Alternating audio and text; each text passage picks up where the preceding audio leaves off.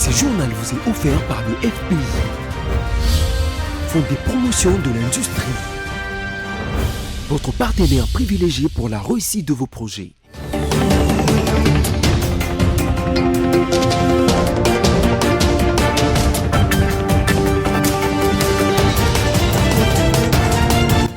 Bienvenue à tous à cette édition rétrospective, mesdames, messieurs, en voici le sommaire.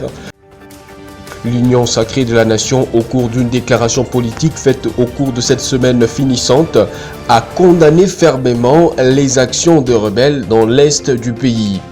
Et puis, c'est au cours de cette semaine même que le Fonds de promotion de l'industrie FPI a célébré ses 33 ans d'existence, occasion pour le directeur général AI de féliciter les agents et cadres. La Fondation El Gallardo, une structure sans but lucratif, est allée rendre visite à Daniela, une fillette de quelques mois victime de la malnutrition dans la commune de Limete, quartier Kingabwa à Kinshasa.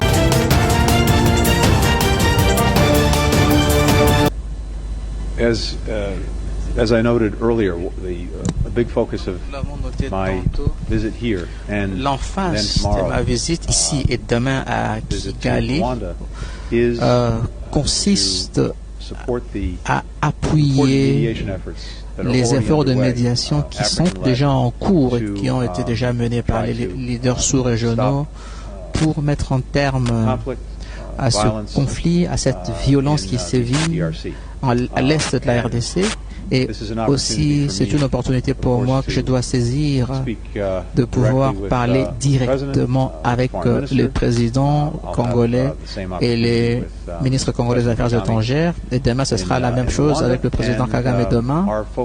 Et aussi, notre but aujourd'hui, c'est simplement en fait appuyer les efforts diplomatiques qui sont déjà menés, notamment par l'Angola et par le Kenya, pour mettre un terme à ce défi et arriver à ce que les groupes armés puissent se démobiliser et poursuivre leur desiderata par des voies pacifiques. Alors, je ne voudrais pas, en tout cas, m'emballer parce que je n'ai pas encore eu l'occasion de parler de cette même préoccupation avec le Rwanda. C'est ce que je vais faire demain, mais nous maintenons de contacts réguliers avec les deux pays, avec nos partenaires aussi dans d'autres pays africains, notamment les Kenyans et les Angolais. Et aussi l'espoir que nous voulons entretenir, c'est de faire de notre possible pour appuyer ces efforts de médiation qui sont en cours en vue d'empêcher l'enlisement du conflit et de préserver l'intégrité territoriale de la RDC comme nous faisons.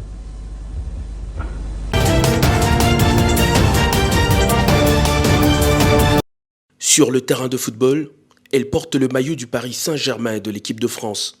Mais dans son cœur, c'est le Congo, son pays d'origine qu'elle porte. Natif de Kolwezi, Grace Gueyoro, en vacances à Kinshasa, a été reçu par le président de la République au nouveau palais présidentiel de Mangaliema. Le premier sportif du pays a tenu à rendre l'ascenseur à cette compatriote qui fait l'honneur à ses origines. La talentueuse footballeuse qui a donné au Paris Saint-Germain son premier titre de champion de France en 2021 ne cache surtout pas sa fierté patriotique. Je suis très fière, c'est mon pays, je suis née au Congo. Voilà, j'aime revenir ici, voir mes proches, voir ma famille. Voilà, j'arrive à passer des bons moments. Et là, je suis venue un petit peu en vacances avant de reprendre la saison. C'était un honneur. Et en tout cas, je le remercie encore de m'avoir accueilli aujourd'hui. Je sais qu'il était pas mal occupé, mais il a pu me donner un petit peu de son temps aujourd'hui. Donc, c'est un honneur pour moi en tout cas. Les Congolais, forcément, le petit mot que je pourrais leur dire, c'est que aujourd'hui, on est ensemble. Voilà, je suis congolaise comme eux et j'espère qu'ils continueront aussi à suivre ce que j'arrive à faire aussi un petit peu en France. Et moi, j'ai réellement envie de revenir aussi au Congo pour faire pas mal de choses. Donc, c'est ce qu'on est en train de travailler. C'est une fierté pour moi, en tout cas, d'être congolaise aujourd'hui.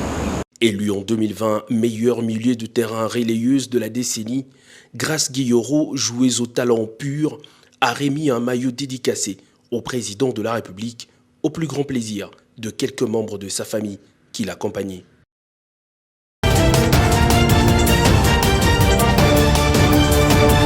Déclaration politique de l'Union sacrée de la nation. Nous, chefs des partis et regroupements politiques, membres de l'Union sacrée de la Nation, réunis ce lundi 8 août 2022 à l'hôtel du Fleuve dans la ville de Kinshasa. Après avoir passé en revue la situation générale du pays, particulièrement l'insécurité persistante dans sa partie Est, déplorons les massacres de nos compatriotes dans l'Est de notre pays et présentons nos condoléances les plus émues tant aux familles éplorées qu'à toute la nation congolaise. Réaffirmons notre détermination à sauvegarder et à consolider plus que jamais l'indépendance, l'unité, la concorde nationale conformément à notre Constitution et aux lois de la République.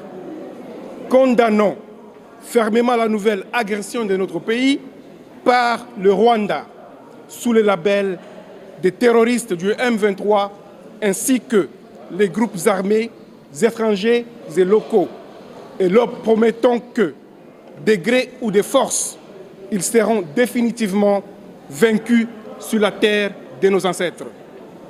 Saluons le rapport des experts des Nations Unies établissant la responsabilité du Rwanda dans cette déstabilisation de notre pays et soutenons le double processus de paix initié tant en Nairobi au Kenya avec le président Uhuru Kenyatta qu'à Luanda en Angola avec le président Joao Lourenço. Soutenons inlassablement les forces armées de la République démocratique du Congo, la police nationale congolaise, ainsi que tous les services de sécurité civils et militaires dans leur combat pour la défense de l'intégrité territoriale de notre pays. Appelons le gouvernement de la République à intensifier l'assistance aux populations victimes de cette agression et de poursuivre le recrutement massif de la jeunesse au sein de nos forces de défense et de sécurité. Lançons un appel pressant à toutes les nations amies et prises de paix et de justice afin qu'elles intensifient avec notre pays des relations d'amitié, de coopération multisectorielle. Le samedi passé, où nous avons tenu un point de presse pour dénoncer le comportement de faussaires, de délinquance, d'État, d'immoralité politique, dans le chef de M. Jean-Marc Akabound, ancien vice-président de l'Assemblée nationale, pour que le président Mbosso ainsi que tous les députés de notre institution puissent connaître davantage la personne.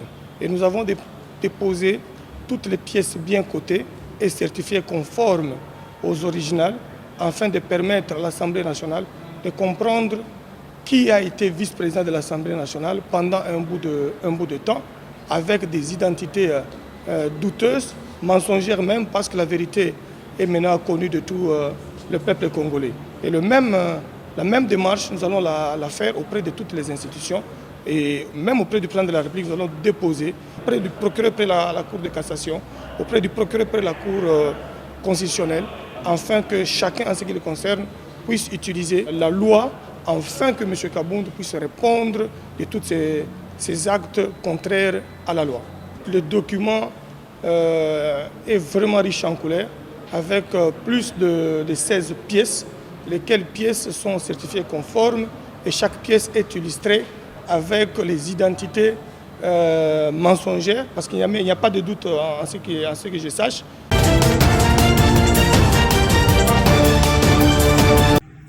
Au-delà des opinions des uns et des autres, dénonçant des stratégies institutionnalisées pour organiser la fraude électorale et le glissement du pouvoir, il y a lieu de constater que, primo, à 16 mois de la tenue des élections, la CENI ne manifeste aucun intérêt à publier le calendrier électoral qui est la seule boussole devant guider toutes les opérations en lien avec l'organisation et la tenue des élections dans notre pays dans les délais constitutionnels. C'est pour que l'agenda, seule l'équipe de la CENI peut répondre à ces objectifs de l'opacité. Segundo, la feuille de route, qui en réalité est le document de plaidoyer politique de la CENI, continue à souffrir en dépit des contraintes soulevées depuis sa publication au mois de février 2022 et semble être le cadet des soucis de nos autorités politiques actuelles. Tertio. Malgré les multiples et persistantes contestations des autres parties prenantes sur la loi électorale, du reste, en inadéquation avec le processus électoral, sa promulgation n'apporte rien dans son avancement. Ce qui laisse croire que les élections organisées dans une telle atmosphère ne seront pas apaisées. Balobi mama autobengaki yoyo fingaki mwasi ya mokonzi bo général yango wana atindaki basoda bakendaki kozwa yo ngalo problème ezate mais lulenge basoda bake kozwila ngai yango te basoda bakokozwa ngabo te na bilamba ya salite soki muto tindeli invitation na yo pesa ye moko aye ko présenter ngo avandaki mwa muke général abengi teke kuna na likolo iko ya bandi kotuna nga kaka kamemi mituna oyo batuna kingai pa capitaine pona nini mama yo finga ki mwasi ya mukonzi azana yo na problème na yo te na yebisi bango papa na finga na nga mwasi ya mukonzi te ata ndenge bozolo bakie bakonzi na biso bato bazotini bakonzi na biso te bakonzi na biso te ezande mu journaliste oyo asalaki video wana yende mutu abebisaki alobi selo yo ndenge oyo makambo oyo olobaki omoni nini ala yebisi ya papa namoni nini soki mabe ezalaki ona lobaki bino batu boko yebisanga ke olobaki mabe ponga soki na ndimi ke ngana lobaki mabe bino boko loba yo moko osali nini omikongene abandi ko yebisanga yo ifo olobaki mabe ifo ko senga mwasi ya mukonzi bolimbisi senga mwasi ya mukonzi bolimbisi olobaki mabe ofingaki mama Janet senga ebolimbisi na senga ka bolimbisi na sengi bolimbisi na lobi toza ba chrétien ye azali mu Kristo ya katoliki nga pe na za mu Kristo ya katoliki soki na lobaki mabe ona ye alimbisa ngai. À l'occasion de la célébration du 33e anniversaire du Fonds de promotion de l'industrie FPI, son directeur général intérimaire, Jean-Claude Kalenga Makonga, a dans une lettre adressé un message aux agents et cadres de cette entreprise pour louer les efforts fournis durant toutes ces années. Par la même occasion, il a salué la mémoire des initiateurs de cet établissement et rendu hommage au personnel qui travaille, dit-il, chaque jour à la réalisation efficiente de son objet, à sa renommée et au renforcement de sa position dans l'écosystème économique et industriel de la RDC. En tant qu'acteur et catalyseur de développement, grand visionnaire et homme d'action intrépide, le chef de l'État a également été salué dans ce message. En vue de maximiser les recettes, Jean-Claude Kalenga a appelé les agents et cadres du FPI à sécuriser la taxe de promotion de l'industrie pour, dit-il, financer les développements de l'industrie congolaise. J'ai étudié à l'université de Goma et j'ai vécu la guerre. Mon enfance, nous avons fui.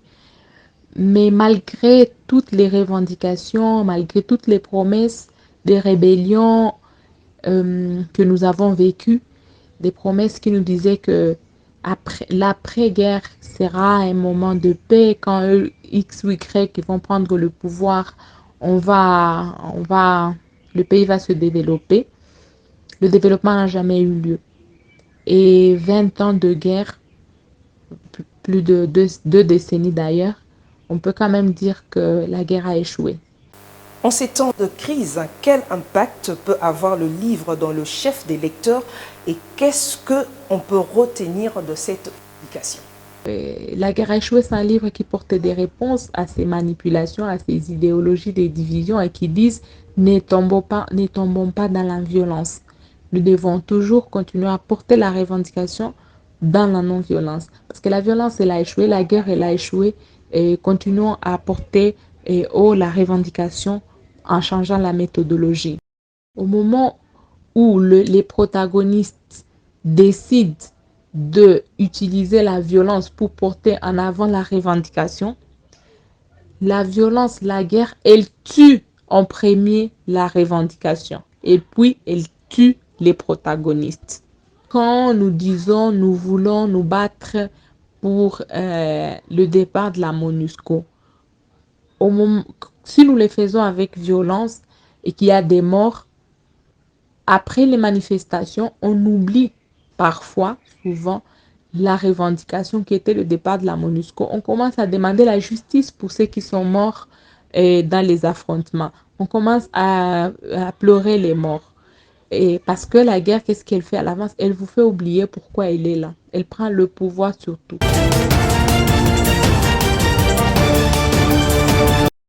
Les entrepôts officiels sont remplis de maïs de la récolte de l'année passée. Le gouvernement provincial manque de plus en plus d'espace pour stocker le maïs récolté cette année et que remboursent les agriculteurs bénéficiaires de la subvention de l'exécutif provincial. C'est le cas ici dans l'enceinte gouvernorat. 14 000 sacs de 50 kg de maïs s'entassent en plein air et d'autres dans un bâtiment d'à côté qui sert de dépôt provisoire. Le gouverneur Jacques Aboula Katoué a visité les stocks aux côtés de son vice-gouverneur Jean-Claude Kanfa Kimimba. Il a suivi les explications de son ministre provincial de l'Agriculture, Joseph Kayumba, sur l'opération de remboursement de la part de maïs par les bénéficiaires de la subvention gouvernementale, opération encore à ses débuts. Jacques Aboula Katoué se félicite de la concrétisation de la politique agricole qu'il a mise en place et qui porte des fruits depuis bientôt 3 ans. Nous sommes satisfaits et nous cherchons même d'autres endroits où les entreposer, ce qui ne se faisait pas avant. Et donc ça suppose que, ça montre que la population a compris l'appel du chef de l'État sur l'autosuffisance alimentaire, passant par la culture, particulièrement la culture du maïs. L'autorité provinciale entend honorer les agriculteurs de la province qui l'accompagnent dans ses efforts d'atteinte de l'indépendance alimentaire vis-à-vis de l'extérieur. Donc déjà, dès demain, le maïs commencera à être transporté vers la minoterie. Et dans l'entretemps, nous demandons aussi aux agriculteurs de continuer avec le remboursement. Depuis 3 ans, le Haut-Katanga a réduit sensiblement ses importations de maïs grâce à la politique de subvention mise en place par le gouverneur Jacques Aboula Katoué.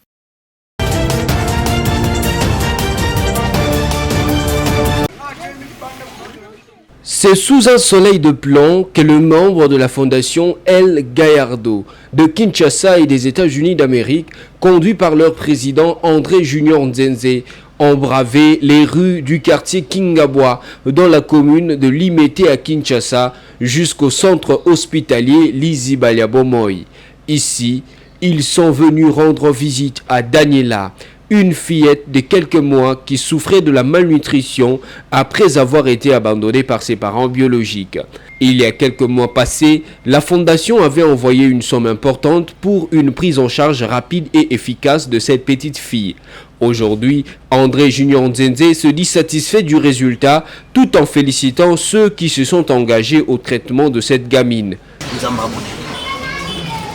Premier jour, on a l'image de moi.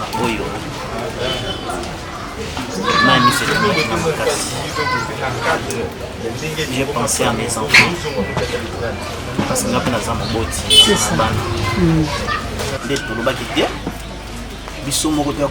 si réellement le bébé là existe, par rapport à l'image à Liboso, na image oyo nzamba bambolo mama. Merci. Parce que nenga zalaki n'importe qui a koka ko simba mwana ote. Mais yo talaki nkele wana te. Esprit nzambe kota ikati na yo, ça le tout pour mwana oyo abika. Yama te remercie Makassi au nom de la fondation El Gayardo. Merci Makassi.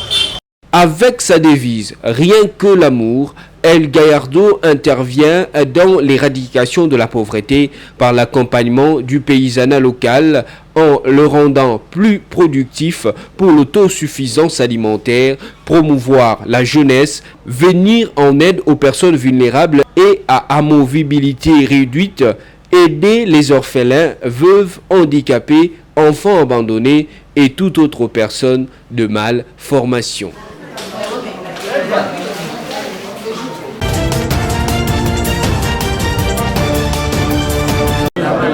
L'esplanade de la chancellerie de la Côte d'Ivoire en RDC a servi de cadre pour recevoir diplomates, invités, diaspora ivoirienne pour la célébration du 62e anniversaire de l'indépendance de la République de la Côte d'Ivoire. Hymne national exécuté, l'ambassadeur ivoirien en RDC, Sila Metch Adje, a remercié chacun des invités pour avoir répondu positivement à l'invitation et a profité de l'occasion pour décliner une brève présentation du bilan positif de la situation sociale, économique, diplomatique et politique actuelle de la Côte d'Ivoire. Sila Metch a rappelé l'existence d'une grande commission mixte de la coopération bilatérale entre la RDC et la Côte d'Ivoire qui a 40 ans d'existence.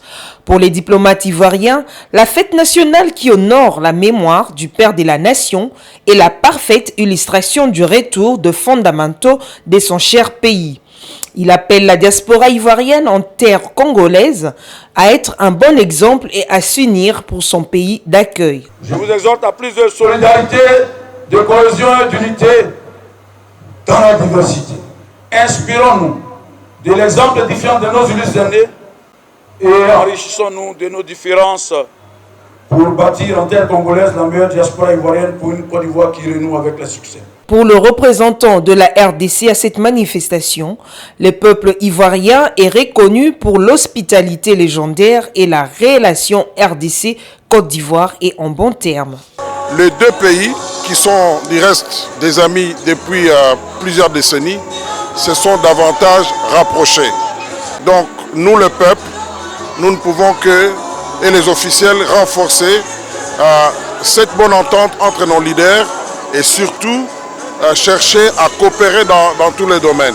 Ce 62e anniversaire a été marqué aussi par une cérémonie de décoration de cette récipiendaire dans l'ordre national de la République de la Côte d'Ivoire, ordre honorifique le plus élevé du pays. C'est une immense joie qui m'anime. C'est la reconnaissance du travail bien fait. À travers mon humble personne, c'est la communauté ivoirienne au Burundi qui est honorée. Je prends cette médaille avec humilité et persévérance. Le partage des gâteaux a conclu cette belle journée.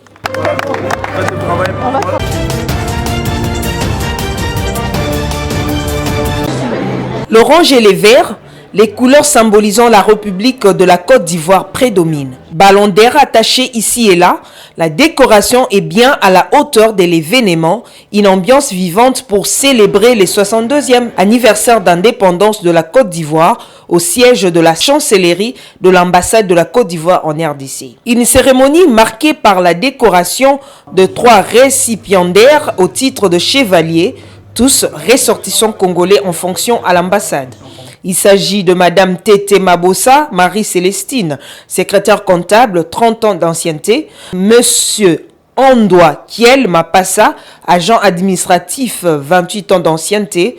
Monsieur Nzila Ndouzoao Joseph, chauffeur, 20 ans de service. Présente à la cérémonie, Madame Luzolo dit Amazon a dit être à la fois émue et attristée. L'ambassadeur nous a invités aujourd'hui pour la fête de l'indépendance. Donc ça me fait plaisir. Il nous a honorés. Moi toujours avec le milieu ivoirien, ça rend triste. Ça rend triste. Quant à M. Raymond Ramazani, directeur général de l'APCA, il s'est dit très honoré de participer à cette célébration. Aujourd'hui, son Excellence Monsieur l'ambassadeur vient de nous inviter d'être ensemble avec Maman Amazon pour fêter l'indépendance de la Côte d'Ivoire. Et ça m'a rendu triste lorsque son Excellence, Monsieur l'ambassadeur, a commencé son discours. Après son discours, j'ai suivi la chanson de Papa Wemba. Ça rend triste aux Congolais. L'orchestre kimbanguiste a argumenté la manifestation. Exercice militaire de l'armée de Taïwan, c'est tôt le mardi 9 août qu'il a été mené, simulant une invasion de la Chine. C'était à peu près 8h40 heure locale avec des tirs de fusées éclairantes et d'artillerie, et c'est à 9h30 heure locale que cet exercice a pris fin, a renseigné Lou Weijie, le porte-parole du 8e corps d'armée de Taïwan. Selon cet officier taïwanais, un deuxième exercice est prévu ce jeudi 11 août et impliquera entre autres le déploiement de beaucoup de soldats et d'environ 40 obusiers. Selon le même, ces exercices militaires étaient programmés depuis longtemps et ne constitue pas une réponse aux exercices chinois qui du reste se sont achevés ce mercredi 10 août. C'est, on le rappelle, la visite de la présidente de la Chambre des représentants des États-Unis d'Amérique, Nancy Pelosi, qui a poussé la Chine à procéder à sa démonstration de force autour de l'île de Taïwan qu'elle considère comme faisant partie de son territoire. Cette démonstration de force a consisté en des tirs de missiles à grande échelle ainsi qu'en des cyberattaques, une campagne de désinformation et une coercition économique pour affaiblir le moral du peuple taïwanais, a décrypté Joseph Wu, le ministre taïwanais des Affaires étrangères.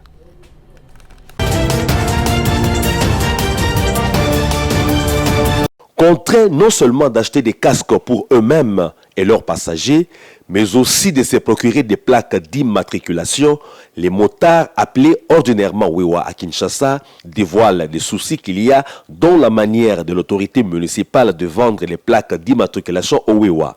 C'est commis à la vente de plaques donne de la voie. Ils ont mal organisé pour nous.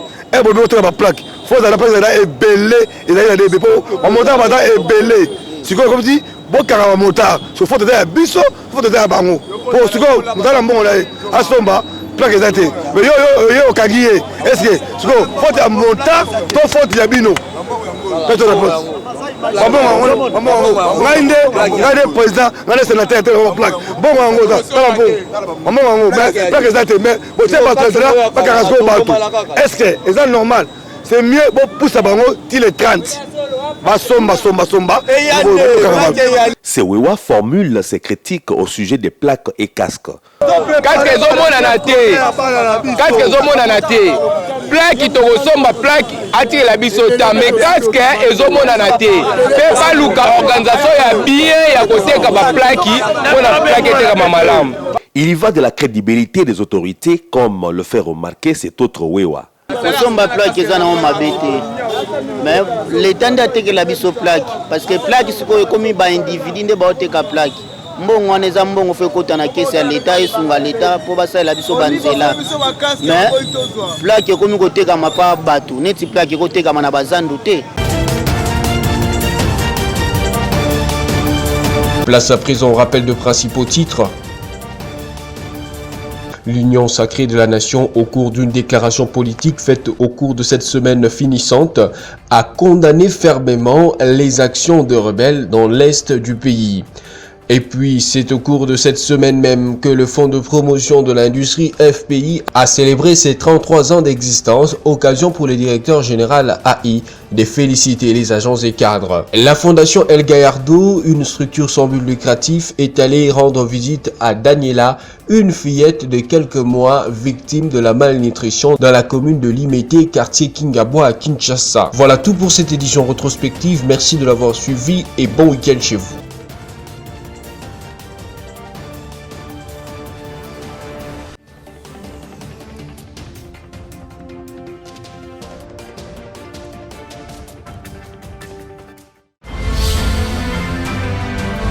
Ce journal vous a été offert par le FPI, Fonds de promotion de l'industrie, votre partenaire privilégié pour la réussite de vos projets.